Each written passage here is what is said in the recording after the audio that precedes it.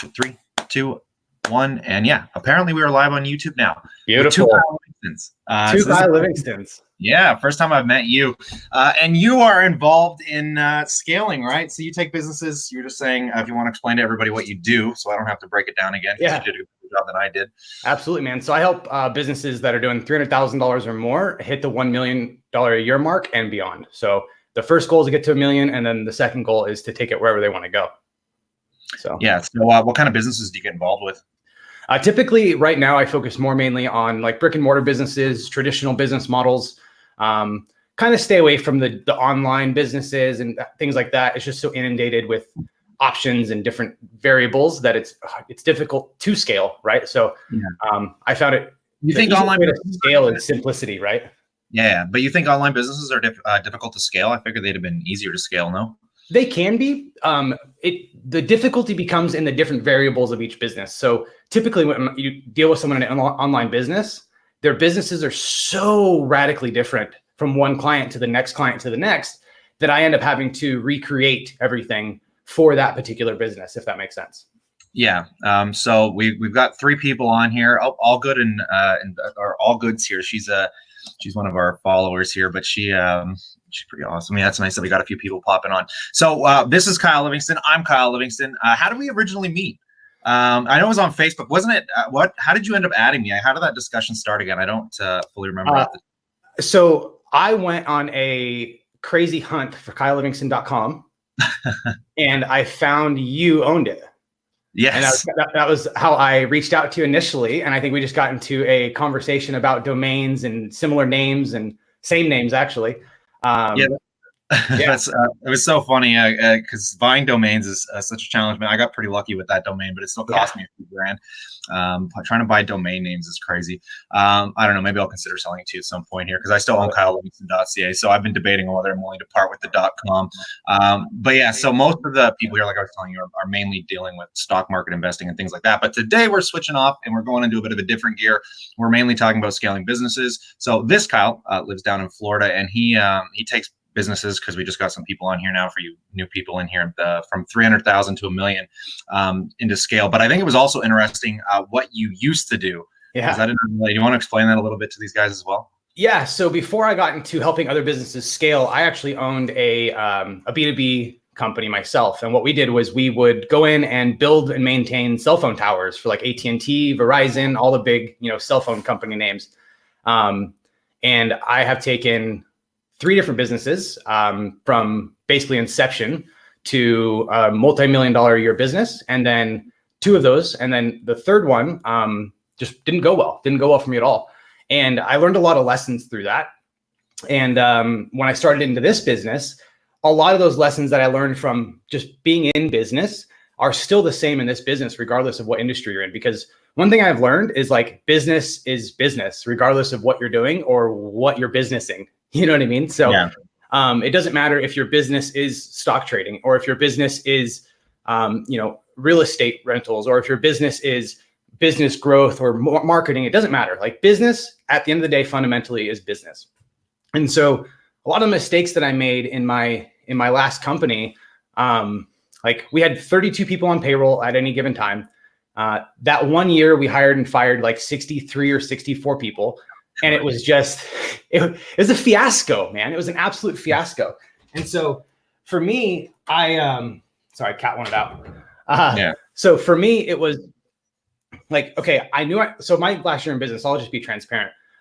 We lost 160 grand, we were doing, I think that year we did like 1.4 million in revenue and I lost 160 grand. I'm like, wait a minute, hold on. Last 2 years, I did around the same amount of revenue, if not more, and made a ridiculous amount of money. And this year, trying to scale in different verticals, I've now somehow had all this money come through my fingers and lost money. Like, what the hell? Now, when you got into that business, what was the capital startup like? Did you have to go out and raise funds? Were you partnering with people? Was it something you had in the bank already? Like, how did all that come into fruition? Yeah. So, quick story about it actually is I was working for a big giant corporation, and I wanted to raise. right? I wanted to make more money. Long story short, I couldn't because of my age. I was 20, just turned 21 at the time. I was the highest producing project manager in the nation for this company. Oh, wow. It was actually the company I was in Canada with for a season. And I kept asking my boss for a raise. And one day he finally told me, he goes, "Oh, you're too young to make that kind of money." So I quit on the spot, right? Walked out. I took out my company card, company keys, computer, laid it on his desk. And I'm like, "I'm out, man." And so I walked out having no clue what I was going to do next. I just assumed I was going to get another job. I'd always done like side hustles and stuff, but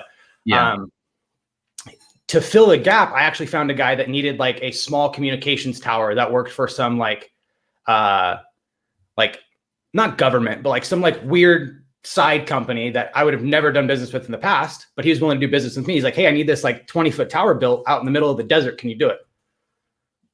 I'm like, "Yeah, I can do it. Absolutely." He's like, "Well, the resources for that, eh?" Just yeah, I mean, it was only 20 feet, right? It was like a stick. It was really, really simple. I just needed like a truck, so it wasn't anything intensive, right? It was, like I said, a very, very basic, like a ham radio tower, if you've ever seen those, right? Just super, like in the people's backyards. And so he's like, "But our budget's," it was like $7,500. He's like, "Our budget's only $7,500. Can you do it?" And I'm like, right now, like, shit, I can do this for like $1,800. So yeah, I could do it. Yeah, I think I can make $7,500 work. And so I go out there and I do this job for him. And that weekend I made $7,500. And I'm like, shit, if I can do this like every weekend, I'm making a lot more money than I was before. Yeah. I think that's a problem that a lot of people run into too, is just when you hit a brick wall, because it's the problem that I've had with a lot of my businesses is after a while, like when you hit that ceiling, it gets real degrading because then it just becomes a job. Yep. So, I mean, I've cut off some work aspects of my life to try and focus on something that doesn't have a limit to it and also doesn't have somebody kind of just holding me back. Mm-hmm. And that way I keep growing. Plus, it's just fun networking too, right? Because networking in business scale is always kind of interesting. Because how do you end up finding these clients now? What do you have to? So now I do one of two things for what I do in my business. So I do one of two things. I either do marketing, and that's my core of my business is marketing. So I either do marketing for myself, just flip on a switch, or it's been simply word of mouth. And word of mouth is great. It's just not predictable. You know what I mean? So when those lulls do hit my business, I can flip a switch, run some advertisements, and get new clients. So when you're running your ads, are you doing it through Facebook, Google Ads? What's working for you? Facebook, Instagram, and YouTube. Before we do get too far into that, though, I did want to answer how I funded the first business. So yes. So after I got that first job, I knew it was possible. And I'm like, okay, I'm willing to go. I'm willing to do whatever it takes because I know it's possible. I called up the credit union I was a part of at the time, and they granted me a credit card for like 20 grand. And I started my first business on that. Yeah. Oh, I'm just off that 20 grand. Off that 20 grand. And I just we didn't get paid for like 3 or 4 months at a time. And so I would max everything out and I'd work as much as I possibly could for the 20 grand and then wait to get paid 35 or 40. Yeah. And then I'd work to 40 grand and wait and just sit and wait until we got paid the rest and just kind of avalanche the first year like that. Those are some high ticket sales though, man. That's they were, man. They were. I mean, a cell tower costs about the same price as a high-end Lamborghini. Yeah. You know, so you're talking a few $100,000 to have a site built somewhere. That's wild. Yeah. That's a whole different realm. I've never even heard of anybody involved in cell towers, let alone anything else. I think most of the people in here, like I said, we got a bunch of guys coming in right now. What's up, guys? The Minds and Motions here. I think Gen X popped by. Gen X investor.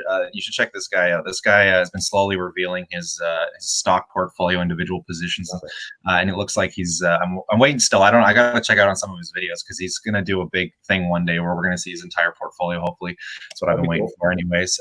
But yeah, it's nice to see that we got a bunch of people in here. If you guys got any questions as well, never hesitate to ask. But yeah, so because like I said, most of these guys are stock market investors, and you're in a whole nother realm. So you said you don't particularly enjoy the stock market. You got a bad taste in your mouth. You want to highlight that for these guys? Yeah. So for me, everything I do is about control. And I don't do that from like a really control freak standpoint, but I appreciate being in control, right? Yeah. Whether that's my finances, whatever that is in life, whatever I need to be in control, I want to be able to do that. And I feel for me, there's a lot in the stock market that I don't know enough to where I'm out of control. So I have to hand off control of something, actually everything, or learn it myself. One of the two things, right? And so for me, it hasn't been worth the investment of time or money and the fear of handing off control to someone else has really kind of kept me from really digging into it at all. Yeah, I think that comes down to like the intellectual aspect of it as well. Because for me, I'm one hell of a control freak too. Like I've been operating again self-employed for the last decade, and I have a hard time working under somebody. But at the same time, like once I got the educational thing kind of pat down, I got real comfortable with the stock market. But and I actually like the fact that I'm handing off control because it gives me a break because I'm kind of getting tired of just trying to keep up on everything all the time. But even still, like what you've done seems quite impressive in and of itself to even get those kind of high ticket sales and having the guts to actually go out and try and get those kind of clients and deal with that kind of stuff. I've been debating right now myself of just trying to raise capital and get into private equity. I actually got really lucky and I met somebody at a show that I was doing actually on the weekend.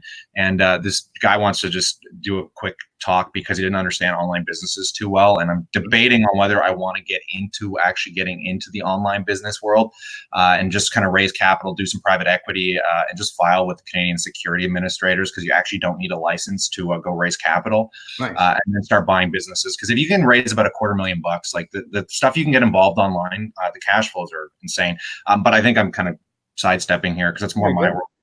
Well, that ties in. That actually ties in really well. So, excuse me, two things on that is high ticket. In my opinion, if you're not doing high ticket early on in your business, you're doing a disservice to the reason you started your business in the first place. Yeah. Right. And well, you're in another world, man. I'm used to going out and doing private gigs where I can make like $500 to $1,000 in a night, which is great. But like now I'm getting to the point where like I want to approach people and actually be like, you know, can I get 50 or 100 grand out of this person? Not in the aspect of just trying to like, you know, be money hungry or anything, but just the fact to actually try and buy a decent sized business and partner with people and actually do it legitimately. But it's a whole nother world, man. People just aren't used to because it's taken me a little while to get comfortable, like throwing out large numbers to people. But I've realized with the community and the people that I get involved with, like they're actually fairly open to the idea. And I have a few people now that would be willing to chip in about 50,000 US if I wanted to jump into a business. But because I'm still a little on the uneducated side for my comfortability, I don't want to just start throwing money at stuff until I'm like 100% certain. But you're also in a business where it's more physically involving, whereas the businesses I'm looking at are more, again, passive, where you just kind of set them up, you walk away, or you hand them off to somebody to manage them, and then hopefully you just pick the right decisions and things will just start growing on their own. But still, you're in such a fascinating world. So what kind of companies are you getting involved with now? Because like you said at the beginning here, for anybody that's new here, takes 6-figure businesses and tries to scale them to $1 million. So what kind of businesses are you finding that you're going into to kind of business coach them and give them business strategies? So it varies. For right now, it's all brick and mortar. For the businesses that are out there that have a physical location, they have physical clients, they have a physical product, or maybe it's a digital product, but they are more in the brick and mortar side of business. I was finding that digital businesses are they're not easy. Digital businesses are simple to scale, but brick and mortar businesses have to have a little more finesse to make it happen. They're usually a little more disconnected from the digital world than a digital business. So I find that a lot of people aren't willing to serve those industries first off. And so for me, that was a key indicator of, okay, what industries do I want to serve? And I started looking at it, I was like, okay, well, what industries do other people not want to serve? Because that's where the money's at, right? Like you have people who make millions of dollars a year owning and operating a morgue. Why? Because nobody wants to deal with dead bodies, right? And so you do the things that people don't want to do. And that's where the gold lies in business, in my opinion. I couldn't state that to be any more true, man. I have a story for you. I used to work on this train. I actually used to perform on a train that used to do like seasonal events. Okay. Really odd job, but there was a clown on there. This girl, young girl, I was talking to her for a while. She refused to tell me what she was going to school for, but I was working with her for like weeks at a time. So I finally got her to loosen up, and she finally told me that her parents ran a morgue, and she only needed to go to school for 1.5 years, but the starting wage for morticians, $80,000. Well, there's lower. She's lucky that she could step in because her parents have the business, but it's starting at roughly around $80,000 a year for her for 1.5 years education. And then she says once she actually starts getting further into the business and they actually start getting more involved, she says you can make anywhere from $150,000 to $200,000. But I was just like, my jaw hit the floor. Yeah. I was like, yo, you are like, I love people like her, man. I'm just like, you are just going right against the grain. Right. I heard a lot of I've heard a lot of stories too of people that run like those shit trucks that go and pump out the tanks. Oh man, there's so many businesses that I've talked to people that scale those. Because they're like, you start with one truck, and before you know it, you've got a fleet of 10, because there's just nobody wants to go and do that for business.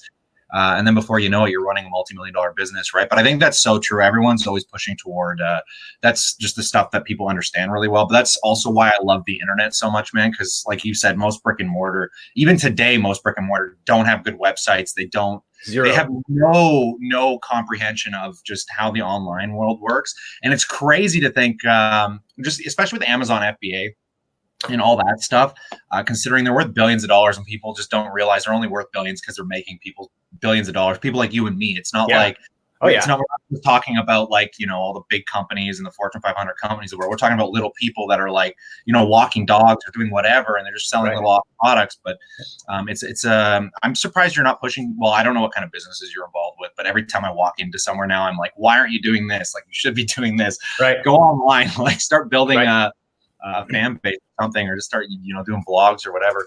Well, and that's the goal, right? So my whole thing is like, small businesses run the world, dude.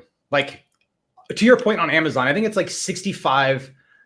I think it's like 65% of people on Amazon FBA are small businesses, and the rest is all done by Amazon. So over half of Amazon's revenue are done with people like you and I, right? Yeah. And yeah, there's some other retailers that are stepping in there now, becoming bigger players.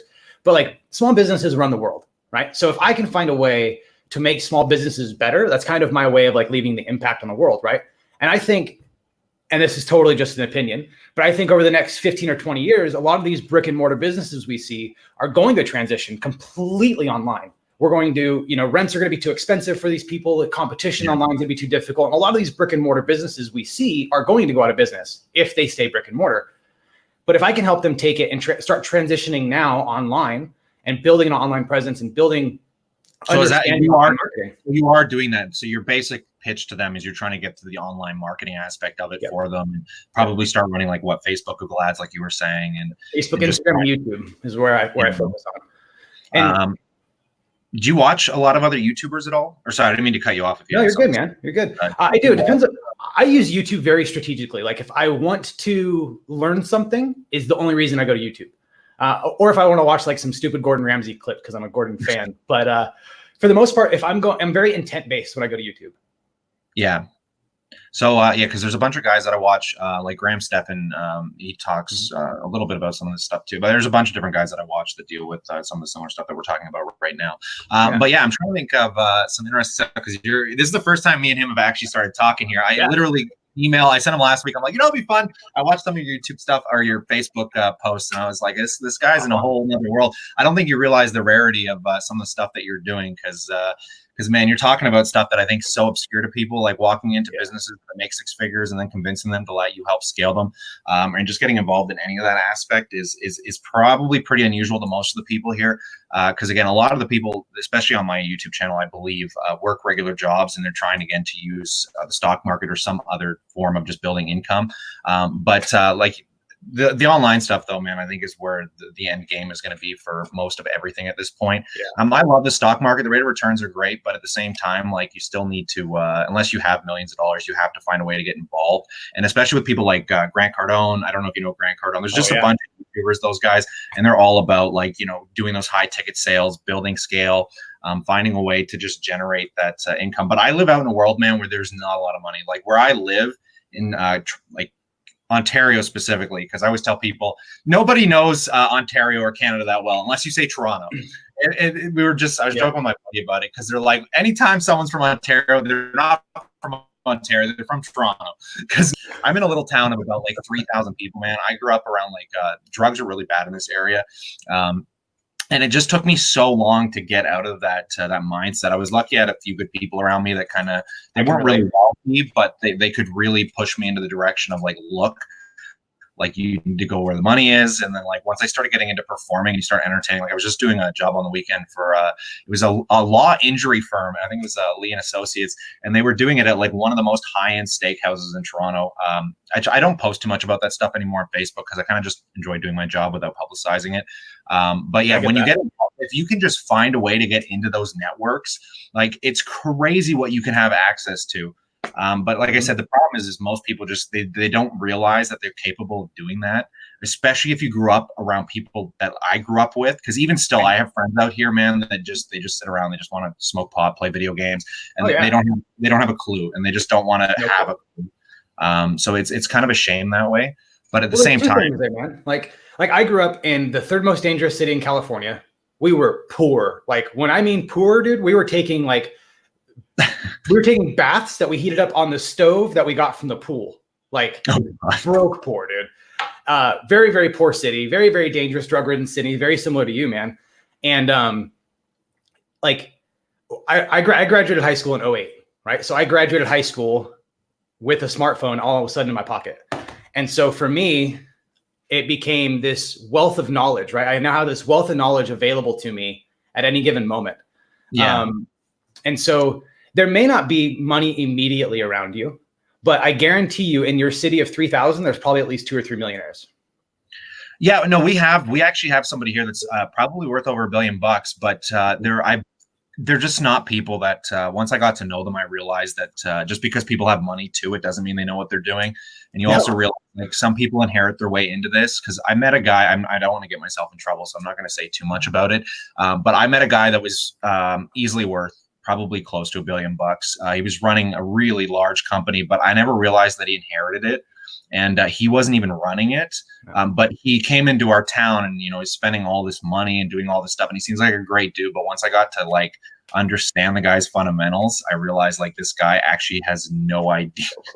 I'm going to leave it there. I really don't want somebody to pop onto this and realize who I'm talking about. Subject change.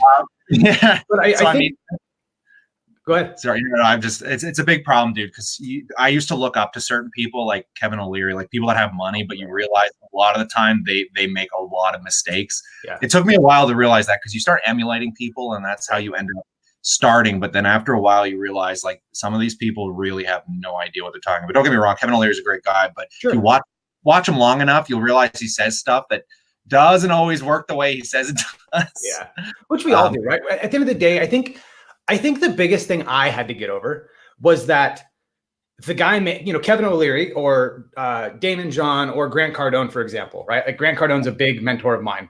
And so for me, I had to learn that they do say stuff a lot that doesn't come to fruition.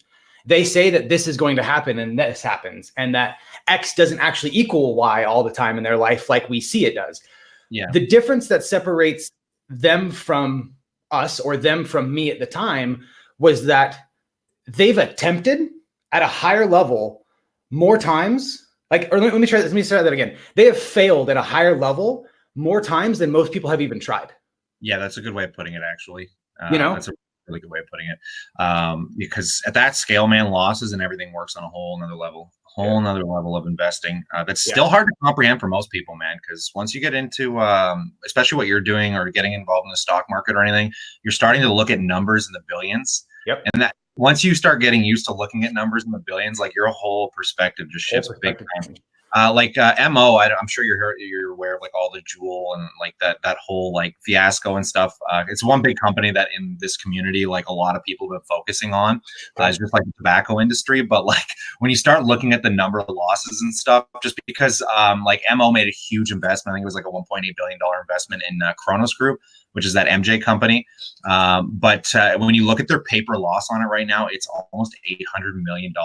Yeah. And you're long term, I think things are going to work out. But just to try and comprehend those kind of because here most people are dealing with maybe 5 or 10,000, and they might see a stock drop 20% that they own, and they might see a couple $1,000 loss, and they're losing their marbles. But it's get comfortable with a $700 million paper loss, and then come back to me, right? Because that's important.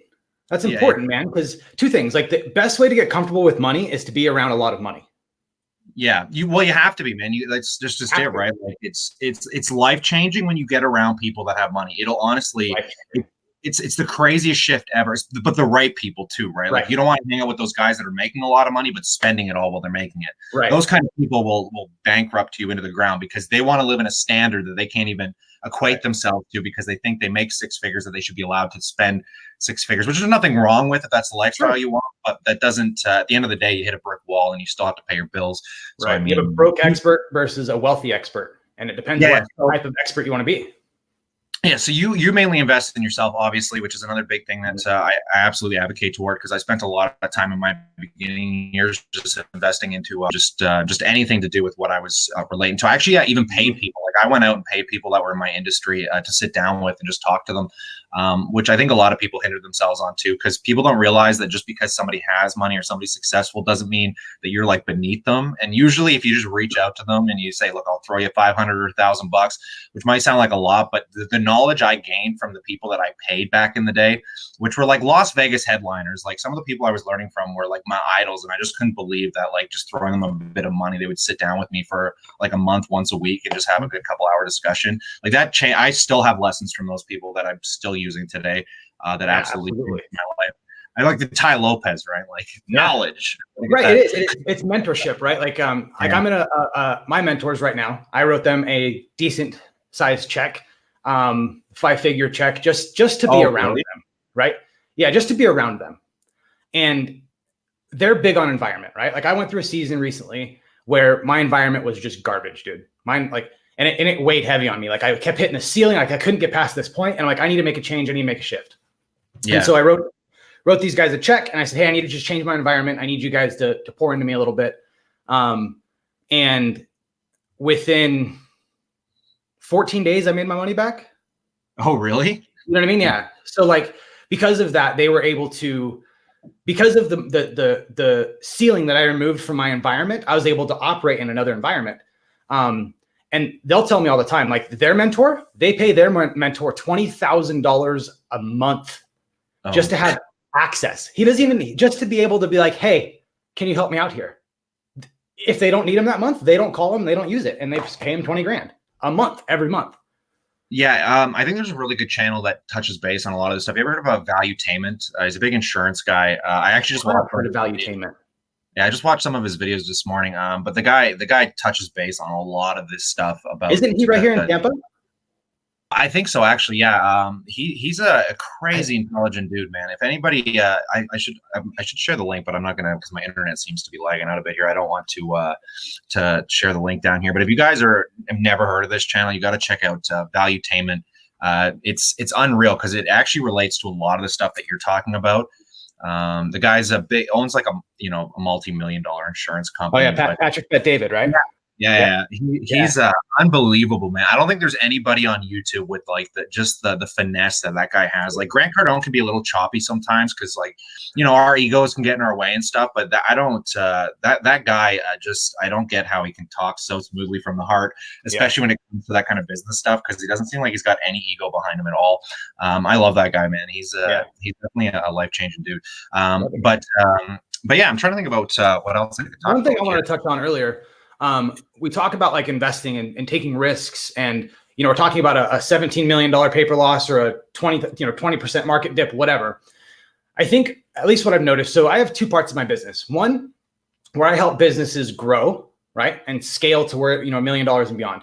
Yep. And then on the backside, what I found out is that most entrepreneurs, most business owners, needed help implementing systems and getting their business to be an actual business and not just a job. Yeah. So that's the two parts of my business. But one of the very first conversations I have with a lot of these people are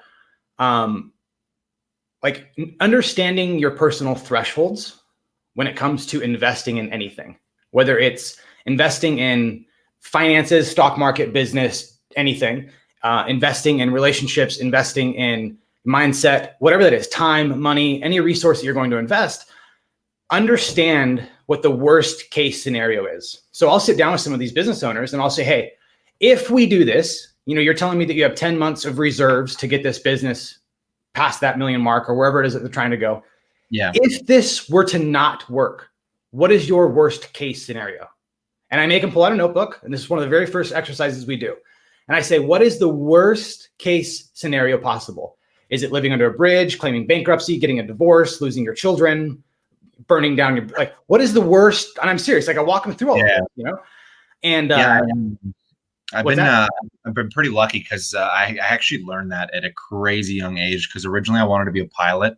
Okay. And when you go into being a pilot, like the number one thing you learn is worst case scenario. Like, especially like once you get into like, I'm not that I ever went to that scale, but some of the guys that were in like the training were also like heavy, like Army pilots, but like the training on that's wild because it's just all about worst case scenario. Like you have to know ways out, which really applies to business, obviously, because I don't think most people pay too much attention to that. Which is also the fear I have with taking money and trying to raise capital is you want to make sure there's some other out that doesn't leave anybody completely bankrupt or just out on their money. But so how old are you, first of all? Because I didn't even ask. Okay, so you're 30. So I'm 27. So you got a few years on me. You're living down in Florida, getting to enjoy the weather. You're missing out on the snow that we have up here. But yeah, you're crushing it, man. So you seem like you're doing pretty well. This is the first time me and you've actually talked at all. Like I don't think we've had a real discussion at all. And to just hop on a live stream like this takes a lot of guts. So I'll give you that. But part of that too is like you understand what the worst case scenario is, and I feel like this is where a lot of business owners that I work with miss. So I get this is the worst case scenario, and then over the next 10 months or 12 months, however long we're working together, they are, especially in the beginning, and I see this happen a lot of times too with like my other friends and things like that are in the space, is they're stressed out, dude, and they can't make decisions. Like if you were to acquire, $250,000 to go do some private equity stuff. Yeah. The stress that goes along with that, and I learned this the hard way, the stress that goes along with operating at a high level is insane. Like you're talking, millions of dollars in losses versus a few $100s. But at the end of the day, it's still money. Money is still money. And what I encourage everybody to do is whatever the worst case scenario is, figure that out, figure out your thresholds. So if you're a type of person that's like, hey, listen, I get really uncomfortable if there's less than $50 in my bank account, or less than $500 in my bank account, less than whatever, know what your number is. Because I see what happens a lot of times is people become overextended. If their thresholds are, I'm super uncomfortable if I have less than $2,000 in my savings, you see the worst of them when they're overdrawn by $60 or if they're down to $80 in their bank account. Then they start operating out of panic, out of fear, out of stress, and they can't actually make decisions. And so what happens is encourage people, like, know what your thresholds are and don't go beyond those. If your limit is this and your worst case scenario is this, make sure those two coincide. Like your worst case scenario can't be you lost your house and everything. When your personal threshold is you need $5,000 in your bank account at all times to feel comfortable. Yeah. And so make sure those two coincide with each other. And then whatever it is, be 100% okay with it. Like my worst case scenario is probably a lot worse than most people's. Like I'll go live in a shoebox. I don't care. You know what I mean? Like it's all good. I'll go find a whatever, and we're making this happen because there's no other options. Where some people may not be able to do that. So if they're not okay with that, in their mind, they're thinking, well, I might be living in a box. I can't lose this house. I can't lose these things. Yeah. And they kind of put their own ceiling on themselves where they can't actually get up to that point to where you can, like, I can walk in and go ask a business for $100,000 check right now. Hey, you want to work on this? It's gonna be $100,000 over the next, 12 months. You got to spend money in ads. So we got to do, right? Yeah. Whereas someone like you're saying earlier, like, hey man, I struggle with having to be able to do this. And part of it is like uncertainty, right? Yeah. Of not knowing, like, okay, if I get this, then what? Right. Then what? Right. What is worse? Like, I don't know what the best case scenario is. I can only hedge on worst case. So if I go down the path of worst case and I can be okay with worst case, it doesn't matter what the other side looks like. I can figure that out. That touches base too on the education aspect of it too, though, right? Because I don't think it's I think a lot of that fear and worst case scenario also just comes from like how, like you said, how comfortable you are with what you're getting into. Because like if I just went up to some rando on the street and gave him $100,000 and said go buy a business, like he wouldn't probably know what the hell he's doing, right? Or even try and scale a business with that kind of money. So I mean, it's being, for me anyways, it's just the education aspect of it, because like I'm just trying to look for all my outs. And because luckily, what most people don't grasp either is like if you can understand the stock market or you can understand real estate, like you're pretty much set to do just about anything because those applications apply everywhere. And I always find it odd because like the realtors of the world, like the Grant Cardones, they're just real estate. And even if they do stock market stuff, they only ever buy like basic ETFs. Like they really keep it too simple, and then they don't think they can beat the market. But it's just funny because it goes hand in hand so well. And then once you kind of get that down pat, I think it's pretty easy to just jump the gun and go look at any other kind of business, because then you can do what you're doing and walk into businesses, understand how they're like. When you walk into businesses, all of a sudden you're thinking like a business person, right? You're seeing the numbers, you're seeing the products that are moving, you're seeing their funnels, you're seeing how they could probably fix some of their funnels or maybe scale this or do that.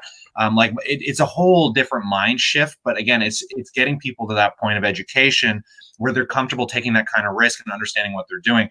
But I was just talking with a guy yesterday that, again, we were kind of debating the online business stuff, but this guy does a lot with the stock market too.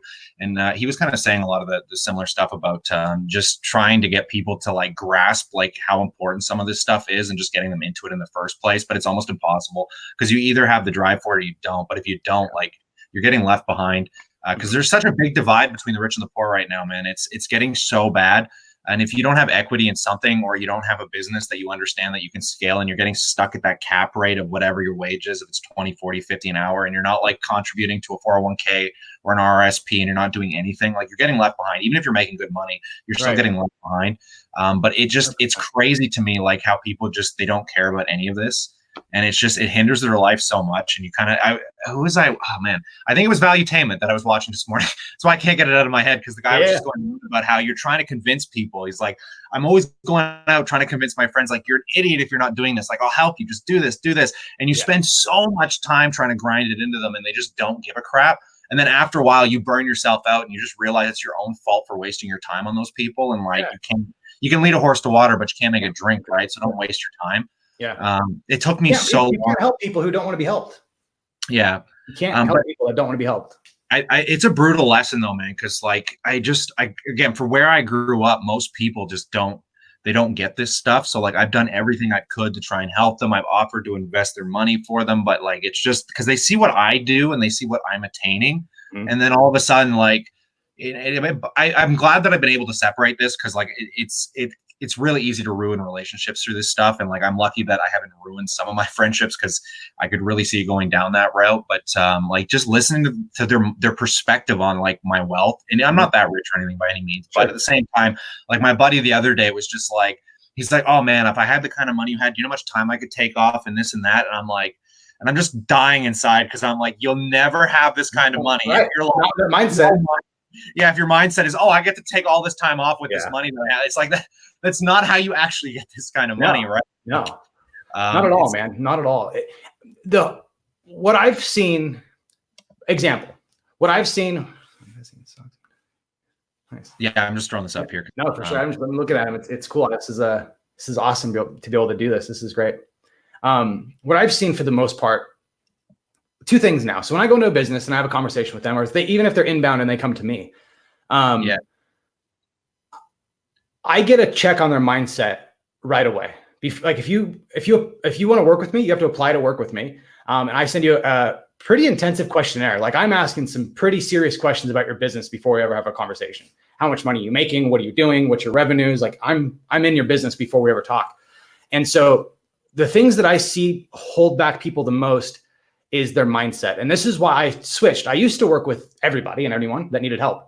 And one of the reasons I switched to businesses doing over 300,000 is because I noticed that businesses that were doing 300,000 or more, the owners typically had a different mindset, a mindset that was malleable, a mindset that was up. And I hate to say up to a level, but we're talking at the same levels in business, right? I'm not trying to convince somebody or vice versa. It's all very, very, like, you and I can hop on and have a conversation, because your mind is open. Your mind is expanded to that point. And a lot of people hasn't. On the flip side, I have a client right now. He does $6 million a year, and he is the worst at getting me anything that I need. If I call him like, hey, I need this from you, he won't get it to me for like a month or two. You know, I gotta. Yeah, no, 100%. I got a good question for you, because people will probably be really interested in this, because I know a lot of people are advocating toward like getting into the career path that you're in. So what's your biggest ticket clients right now? And if you don't mind me asking, are you comfortable sharing like your income? Totally.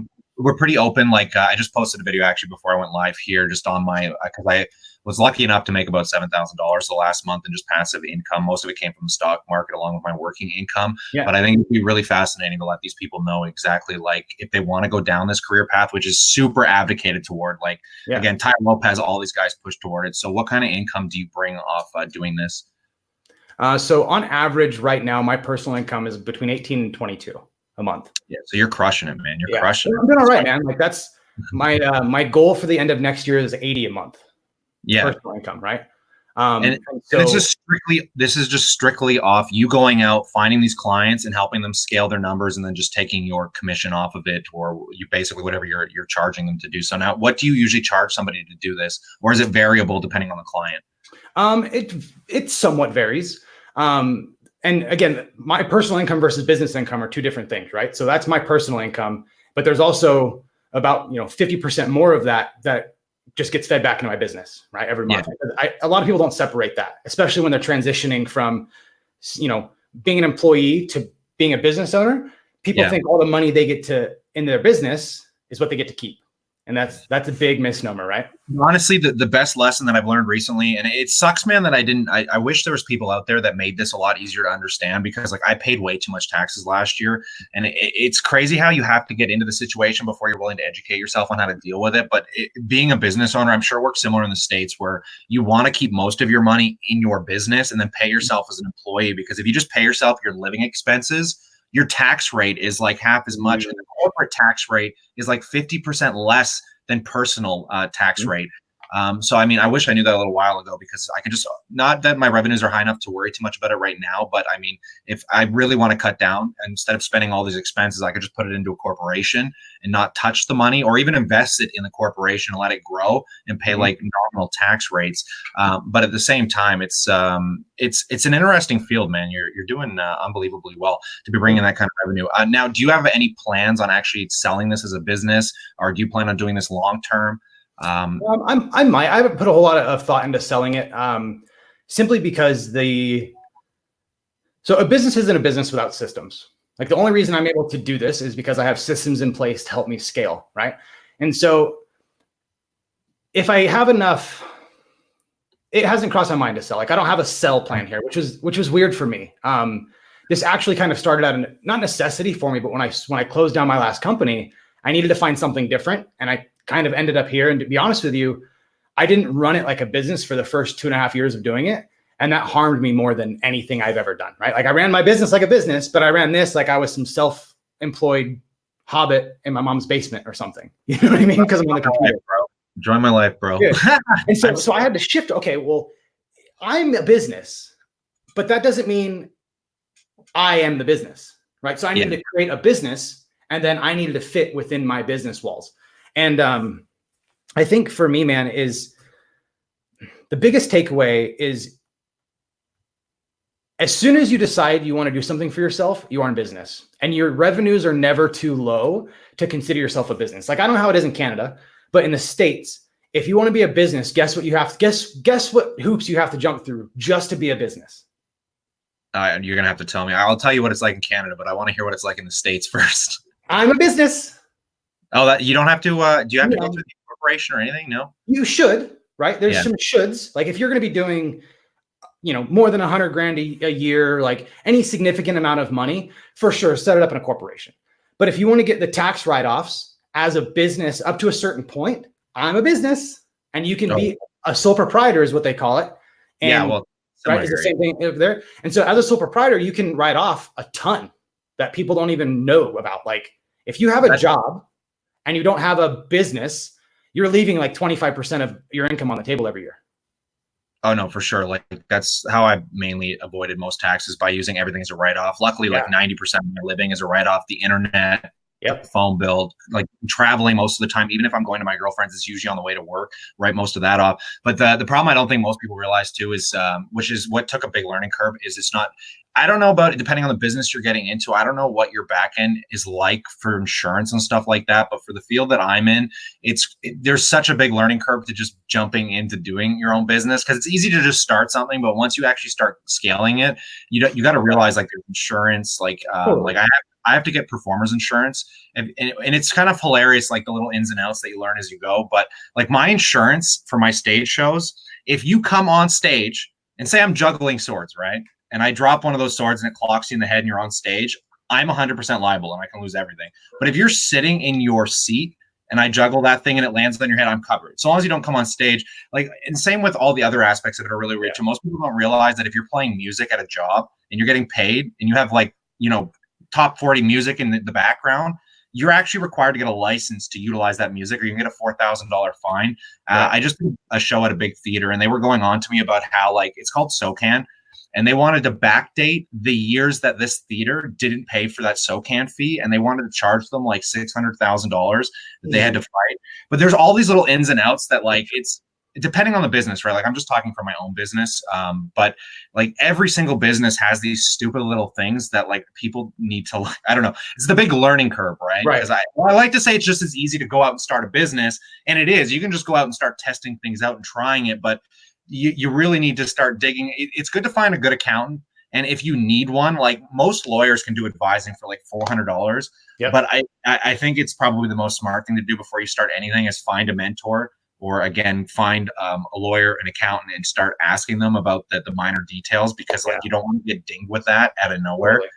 Because those are the big learning curves. I don't imagine in your industry, though, you have too many of those issues. Do you have any back-end issues that you had to learn from, or what was your not so much in this industry, but in my last industry for sure, man. Like my insurance alone was 14 grand a month.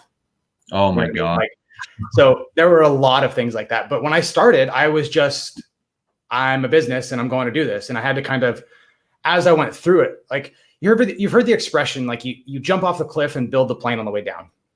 Right. And it's kind of the same thing. Like early on, let's call it sub $100,000 a year. Okay. Yeah. Which, you're a small business if you're doing $500,000 a year or less. You know what I mean? So sub $100,000 a year, you're a tiny, tiny business. And there aren't many mistakes, at least in most businesses. And yours, it may very well not be the case. But there are not very many mistakes that are going to take you out of the game at 100 grand a year. No, for sure, right? Because, well, it depends on the competition and who you're dealing around too, because I mean that becomes somewhat of a challenge. But yeah, no, for sure. If you're small scale, like I'm small time, man. Like I'm trying to find different versions of scale right now, which is why I love talking to you. Yeah. I mean, I don't just excluding my stock income, because I make a really healthy return off my passive income sources, but off my working income, it's so janky. Because like I was just saying in the video I posted, like sometimes I could be making like $5,000 a month, but like this month I made, what was that? I have to look again. I think it was like $1,300 or something off my working income. Right. It's absolutely atrocious. So I've been trying to find this balance because I love my job, but in order for me to actually make any real money at it, like I have to be a lot more malleable. I have to be willing to go to where the public is. So either I got to go somewhere touristy, I got to go to cruise ships, I got to start looking for somewhere where I can start making that 6-figure income. But at the same time, like I don't want to have to sacrifice too much of my personal life to achieve that. So what I've been trying to do is get into more of your realm of things, which comes into that online business, because I understand the internet well enough now that I'm going to try and get to the point maybe next year where I'll try and raise some capital and then try and find a business that I can somewhat help build up a little bit more, and then pass it off to a website developer or manager just to kind of keep the back end running while I go look for the next deal. But yeah, you have to, it's hard finding those first scales, man, because like I've never made $100,000 a year. It's never happened, but I've been very, very diligent with the money I've had, and I've been able to scale the bit of money I've had to a 6-figure account. And I'm hoping it's going to keep growing from there. But yeah, I'm on like the scrape, man. I've got my nails against the wall. I'm still grinding every day. So am I.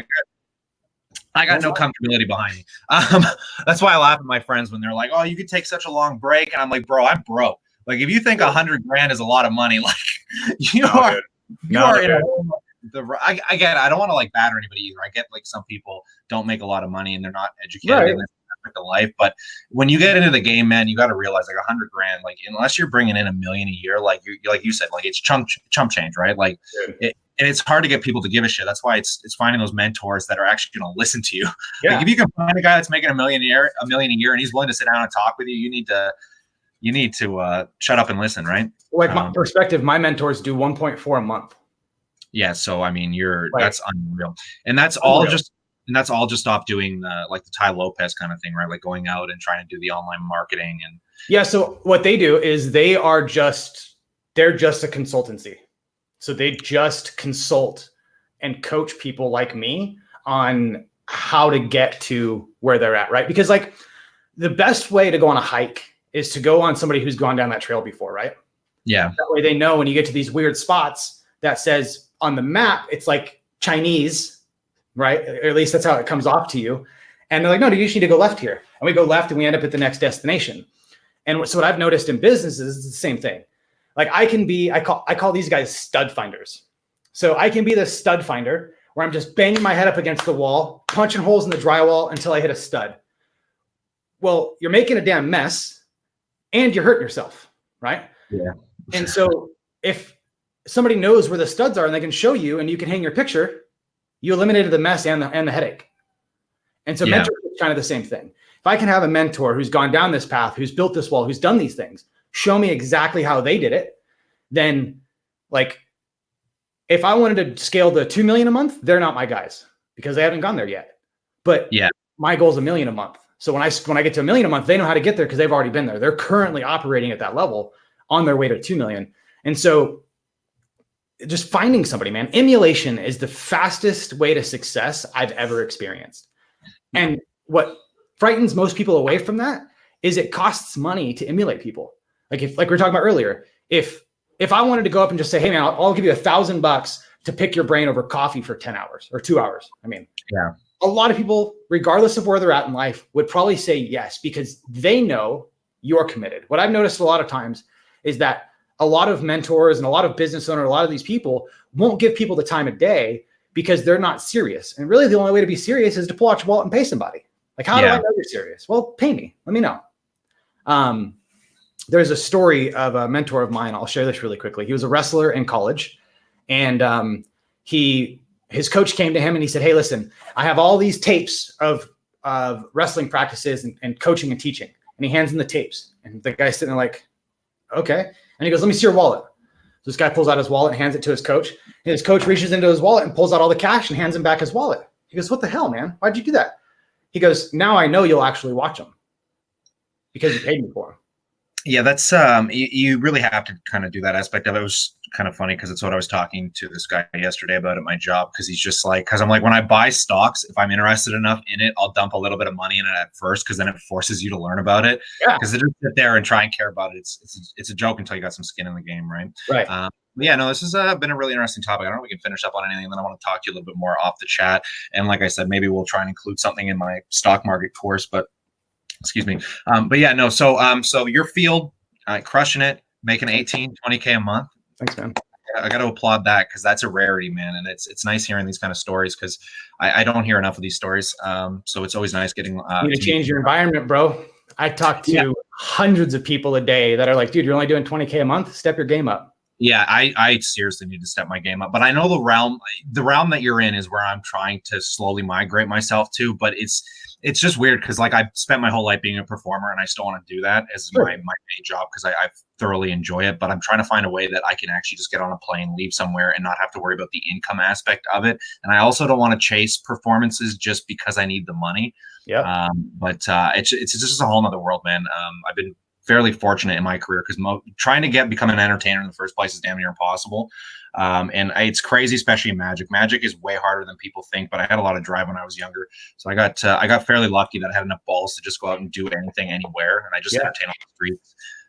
But it's not a high ticket career unless you get very lucky, especially in any kind of entertainment. Like music's tough.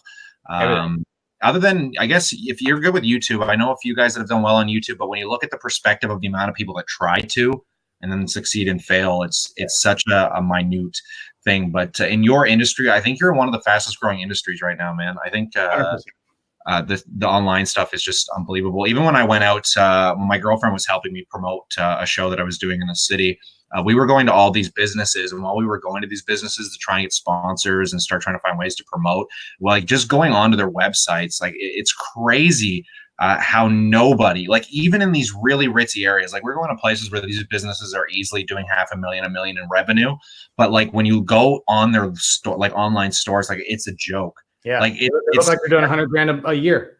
Yeah, like it's crazy the hole that they have. I really need to just grow up here and go out and see if I can start doing what you're doing. But here, honestly, man, first off, everything, this is my experience, everything that you give an effort amount to, let's just say you think it's going to take X effort to do what I'm doing. In your head, it's probably 3 times more effort than what it actually takes. Yeah, always You know what I mean? is. Always is. And so I think if I wanted to leave like your fans with anything today, man, it's just like nothing is as hard as you make it seem, ever. It's always, you'll run into challenges, but it's never, ever as hard as you imagine it to be. And as long as you're okay with the worst case scenario in this situation, or whatever that situation is going to be, it like breaks the chains of situational decisions, and it allows you to now make decisions in the future. Because, hey, I know based on worst case scenario, this is the worst, this is as bad as it's going to get. So if I take this moment and rather than make this decision based on my current financial situation, or make this decision based on my current mindset, and I can zoom out and say, okay, this is the future. Is this decision conducive to my future, or is it conducive to my situation?